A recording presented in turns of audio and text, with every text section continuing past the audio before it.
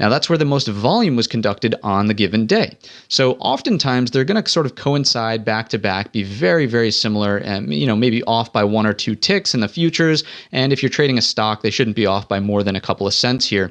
But this should act as a target when you have a normal day and you're fading from the highs down towards the middle, or up from the lows into the middle. Okay, so point of control is used more often as a target as opposed to a place to initiate a new position.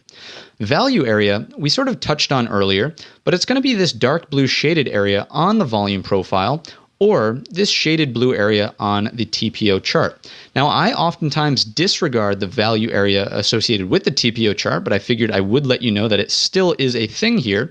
But I focus mostly on the volume value area, right? So this is, as we discussed earlier, 1 standard deviation worth of the day's volume, or about 70% of the day's volume has traded in this range.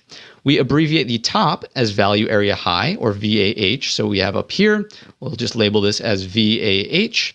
And the value area low, of course, is down here towards the bottom. We have VAL for value area low. The point of control will always fall somewhere in the middle of your value area. And what you want to remember about the value area is think back to that example of the iPhone, right? If we're trading way down here, price is down here, but we know value is up here, there's a potential opportunity there.